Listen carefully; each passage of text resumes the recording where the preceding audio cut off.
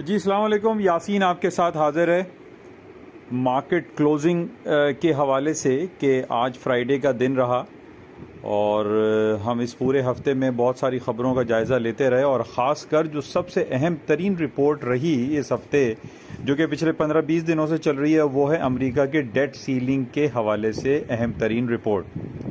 America में date ceiling के हवाले से आपसे ये जिक्र होता रहा कि 1 जून को ये कहा जा रहा है कि अमेरिका की जो गवर्नमेंट है उसको बिलियंस ऑफ डॉलर दरकार हैं ताकि वो अपने अखराजात को पूरा कर सके, अपनी पेमेंट्स को दे सके, बॉन्ड के हवाले से जो ऑब्लिगेशंस हैं उसको फुलफ़िल कर सके, गवर्नमेंट के जो जॉब करने वाले जो लोग होते हैं उनकी तनख्वाहें दे सके।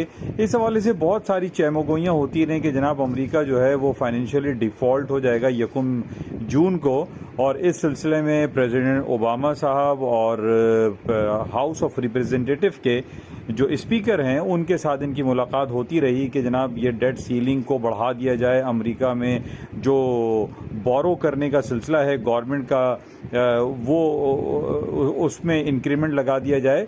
लेकिन अमेरिका की जो हाउस ऑफ रिप्रेजेंटेटिव के जो स्पीकर हैं उन्होंने काफ़ी एक रिलक्टेंसी का इजहार किया और उसमें उन्होंने ये कहा कि जब तक अमेरिका की हुकूमत मुख्तलिफ अखराजात में कमी नहीं लेकर आती उस वक्त तक इसकी इजाज़त नहीं दी जाएगी।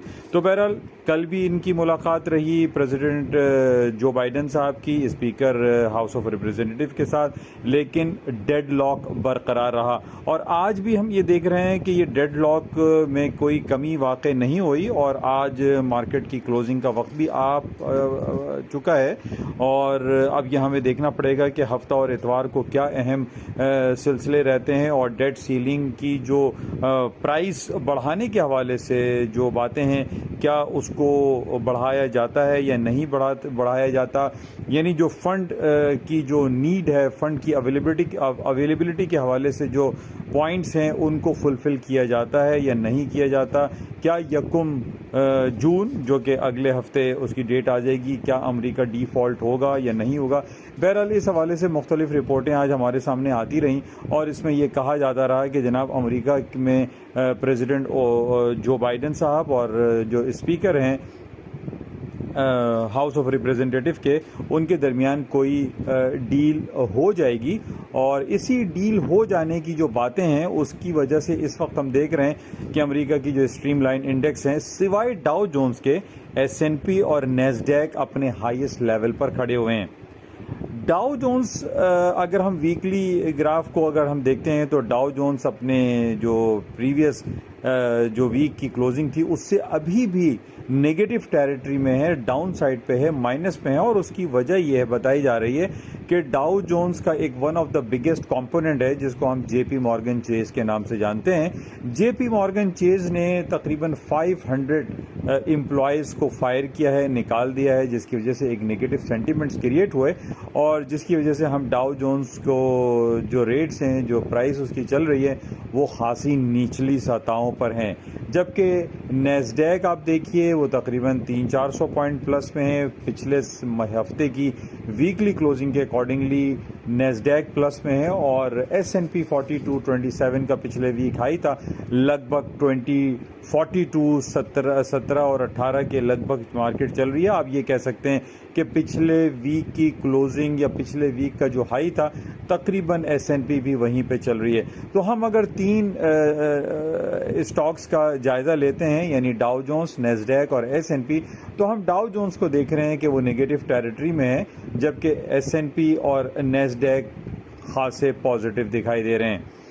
तो बहरहाल ये सारी बातें अमेरिका में डेट सीलिंग के हवाले से चल रही हैं और ये डेट सीलिंग का जो सिलसिला है ये अगले हफ्ते जाके ख़त्म होगा जब 31 मई को इस हवाले से या उससे पहले या 30 मई तक इसका फ़ैसला हो जाएगा कि अमेरिका की गवर्नमेंट या अमेरिका का जो ट्रेजरी डिपार्टमेंट है वो उसको वो इजाज़त देता है या नहीं देता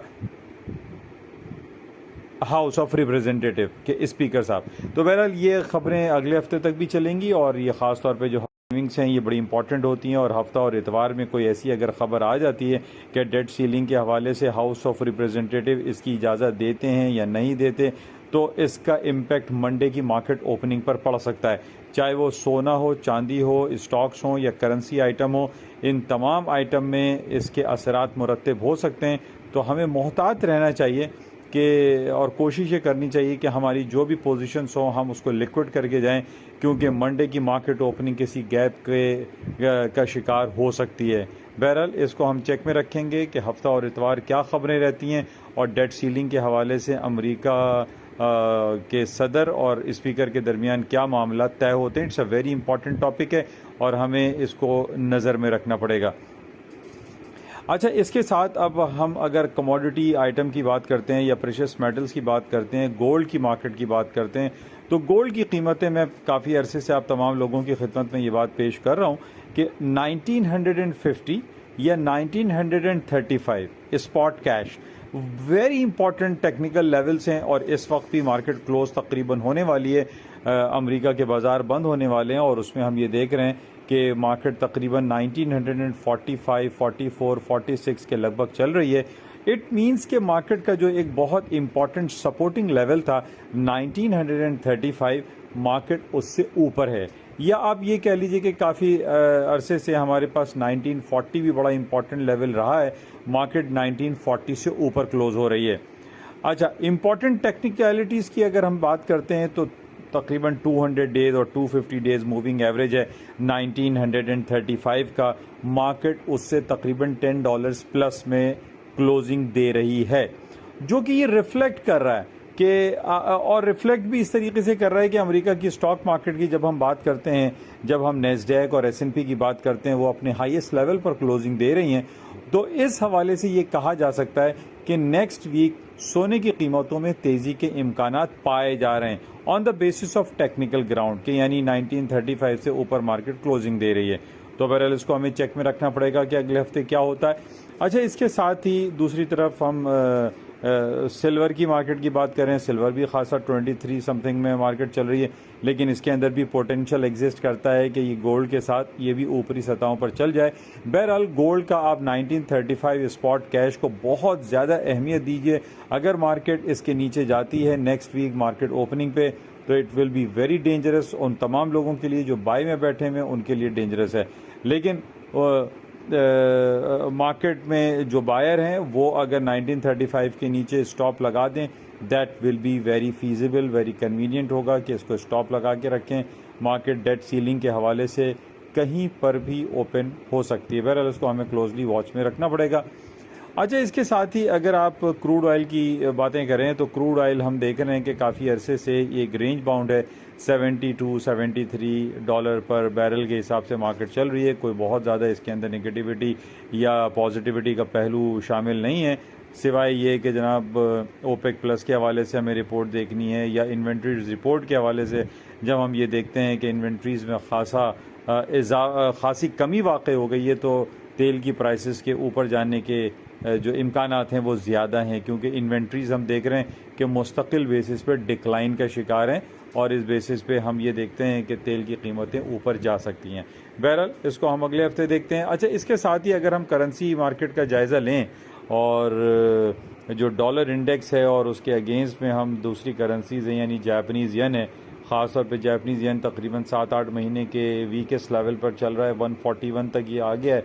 और इसी तरीके से हम ब्रिटिश पाउंड की बात करें या यूरो की बात करें, तो ये तमाम करेंसीज़ अपने लोअर साइड पे जो मल्टी मंथ्स के लोएस्ट लेवल पे खड़ी हैं, और उसकी वजह यही बताई जा रही है कि डॉलर इंडेक्स या डॉलर की जो मार्केट है अक्रॉस दी बोर्ड पूरी दुनिया में खासी तेज़ी की तरफ जा रही है। और तेज़ी में जाने की जो वजूहात बताई जा रही हैं वो यही है कि अमेरिका आइंदा भी अपने इंटरेस्ट रेट में इजाफा जारी रखेगा। बहरहाल अभी तकरीबन महीना बाकी है और अमेरिका के इंटरेस्ट रेट को हमें देखना पड़ेगा कि क्या ख़बरें आती हैं। बहरहाल अगले हफ्तों में हमारे पास अमेरिका की CPI की रिपोर्ट होगी, अमेरिका में जॉब की रिपोर्ट्स होंगी, बहुत सारी रिपोर्टें आएंगी। अगले हफ्ते हमारे पास जून का महीना शुरू हो जाएगा, तो इस हवाले से बहुत बड़ी बड़ी ख़बरें हमारे पास मौजूद रहेंगी। इसको हमें चेक में रखना पड़ेगा और इन तमाम ख़बरों को देखते हुए अपने पोर्टफोलियो को मैनेज करने की हमें कोशिश करनी पड़ेगी।